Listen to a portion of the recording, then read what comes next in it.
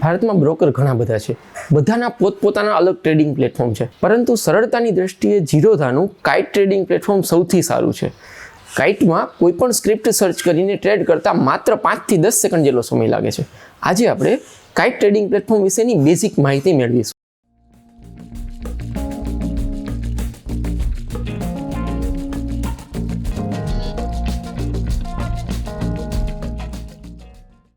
કાઇટમાં login થતાં તમારી સામે ડેશબોર્ડ આવશે. ડેશબોર્ડમાં તમારી બેઝિક વિગતો બધી બતાવશે, જેમ કે તમારી પાસે માર્જિન કેટલું અવેલેબલ છે, તમારું કેટલું માર્જિન યુઝડ છે, તમારા હોલ્ડિંગની શું સ્થિતિ છે, આ બધી વિગતો. ઉપરાંત તમારી ચાલુ પોઝિશન કઈ કઈ છે એની વિગતો બધી આવશે. ત્યારબાદનું મેનુ આવે છે ઓર્ડર્સ. ઓર્ડર્સ પર ક્લિક કરતા દિવસ દરમિયાન તમે જે ઓર્ડર પ્લેસ કરેલા હશે એની વિગતો બધી બતાવશે. આ ઉપરાંત આઈપીઓ ભરવા માટે કે બાસ્કેટ ઓર્ડર ક્રિએટ કરવા માટે પણ આ જ મેનુનો ઉપયોગ થશે. એ પછીનું ઓપ્શન આવે છે હોલ્ડિંગ્સ. હોલ્ડિંગ્સમાં જે સ્ટોક તમારા ડીમેટમાં ઓલરેડી છે કે જેને તમે લઈ અને મૂકી રાખેલા છે એ સ્ટોકની વિગતો બધી હોલ્ડિંગ્સમાં બતાવશે. ત્યારબાદનું મેનુ આવે છે પોઝિશન. પોઝિશન મેનુમાં તમારી જે કરંટ પોઝિશન છે, જે પોઝિશન ઊભી છે, જેને સ્ક્વેર ઓફ નથી કરેલી, એ પોઝિશનની વિગતો હશે. એ પોઝિશનમાં હાલ શું પ્રોફિટ છે કે લોસ છે એ બધી વિગતો પોઝિશન મેનુમાં બતાવશે. ત્યારબાદનું મેનુ આવે છે ફંડ. ફંડમાં તમારા ઝીરોધા અકાઉન્ટમાં કેટલું ફંડ અવેલેબલ છે એની વિગતો આવશે. અવેલેબલ માર્જિન એટલે કે આ માર્જિન છે, તમે એને ઉપયોગ કરી શકો છો. કેટલું માર્જિન વપરાયેલું છે અને કેટલા કેશ અવેલેબલ છે.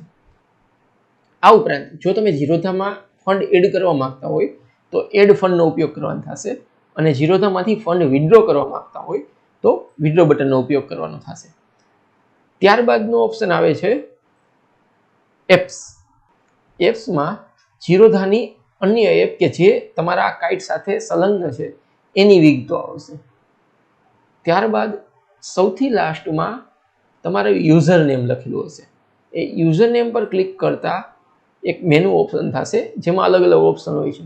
એમાંથી મોસ્ટલી કોન્સોલ, પ્રોફાઇલ અને લોગઆઉટ મેનુનો આપણે યુઝ કરતા હોય છે. બાકી બધાની કોઈ વધારે જરૂરિયાત હોતી નથી. હવે આપણે ઝીરોધામાં વોચલિસ્ટ કઈ રીતે બનાવવું ને એ સમજીએ. ઝીરોધામાં 7 વોચલિસ્ટ તમે એડ કરી શકો છો. પ્રત્યેક વોચલિસ્ટમાં 50 ઇન્સ્ટ્રુમેન્ટને એડ કરી શકાય. કોઈ પણ સ્ટોક કે ઇન્સ્ટ્રુમેન્ટ એડ કરવો છે મારા વોચલિસ્ટમાં, તો સૌથી પહેલાં મારે શું કરવાનું થશે? સર્ચ મેનુમાં જઈ જે તે સ્ટોકનું નામ લખવાનું થશે. માનો કે હું HDFC બેંક એડ કરવા માંગુ છું, તો હું HDFC બેંક ટાઈપ કરીશ. HDFC બેંક ટાઈપ કરતા HDFC બેંકને લગતા જે બી ઇન્સ્ટ્રુમેન્ટ હશે એ બધાની અહીં વિગતો બતાવશે. એમાંથી મારે જે એડ કરવો હોય વોચ લિસ્ટમાં એના પર જઈ એડ બટન પર ક્લિક કરવાનું થશે. એડ બટન પર ક્લિક કરતા જ એ સ્ટોક તમારા વોચ લિસ્ટમાં આવી જશે. આ રીતે હું હજી બીજા 2-3 સ્ટોક એડ કરી દઉં છું. માનો કે હું SBI એડ કરું છું, ત્યારબાદ ICICI બેંક,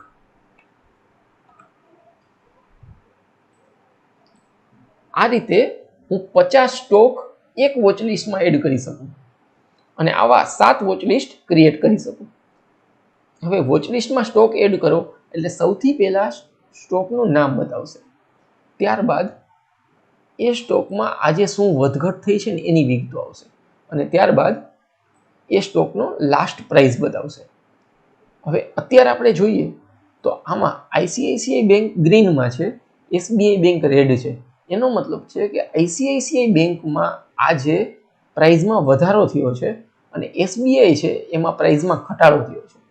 હવે આ જે ઘટાડો કે વધારો છે એ અત્યારે પર્સન્ટેજમાં બતાવે છે. માનો કે મારે એ વધારો કે ઘટાડો એબ્સોલ્યુટ વેલ્યુમાં જોવો હોય તો એના માટે મારે શું કરવાનું થશે? સેટિંગ્સમાં જઈ એબ્સોલ્યુટ પર ક્લિક કરવાનું થશે. એબ્સોલ્યુટ પર ક્લિક કરતા જ જે ભાવમાં વધારો ઘટાડો થયેલો છે એ એબ્સોલ્યુટ વેલ્યુમાં બતાવવા માંડશે. હવે કોઈ પણ વોચ લિસ્ટમાં સૌથી ઉપરની સાઈડમાં 2 ઇન્સ્ટ્રુમેન્ટ પિન થયેલા હોય છે. આ બંને ઇન્સ્ટ્રુમેન્ટ તમે ચેન્જ કરી શકો. મારામાં અત્યારે નિફ્ટી 50 અને સેન્સેક્સ એડ થયેલા છે.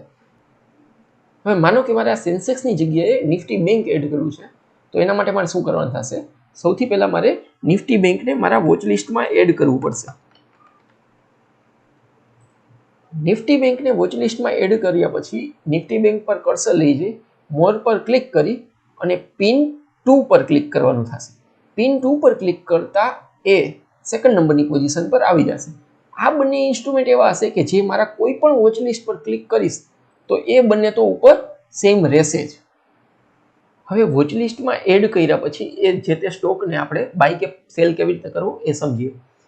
માનો કે મારે SBIN બાય કરવી હોય તો SBIN પર હું કર્સર લઈ જઈશ તો એમાં બાય, સેલ અને બીજા ઘણા ઓપ્શન બતાવશે.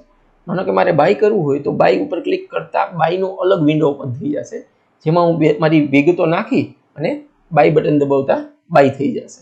અત્યારે માર્કેટ ક્લોઝ છે માટે ઓર્ડર નહીં એક્સેપ્ટ કરે.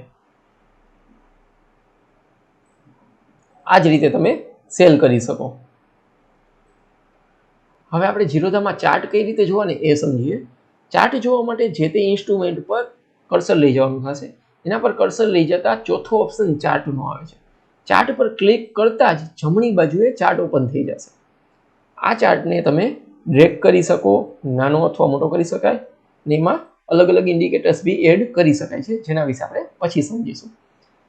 હવે આ ચાર્ટ તમારા આ જ વિન્ડોમાં ખુલે છે. માનો કે મારે ચાર્ટને ફૂલ સ્ક્રીનમાં અલગ ટેબમાં જોવું છે તો એના માટે શું કરવાનું થશે? સેમ કર્સર લઈ જઈ અને મોરમાં જઈ પોપઆઉટ ચાર્ટ પર ક્લિક કરવાનું રહેશે. પોપઆઉટ ચાર્ટ પર ક્લિક કરતા જ અલગ ટેબમાં ફૂલ સ્ક્રીનમાં ચાર્ટ ઓપન થઈ જશે. ચાર્ટમાં નીચેની સાઈડમાં તમારે ટાઈમ દેખાડેલો હશે, તારીખ અને ટાઈમ હશે અને વર્ટિકલ પેનલમાં એનો પ્રાઇસ હશે. જો તમને આ વિડીયોથી કંઈ શીખવા મળ્યું હોય તો એનો તમારા ટ્રેડિંગમાં ઉપયોગ જરૂર કરજો. કોઈ ક્વેરી હોય તો નીચે કોમેન્ટ સેક્શનમાં લખજો, હું જવાબ આપીશ.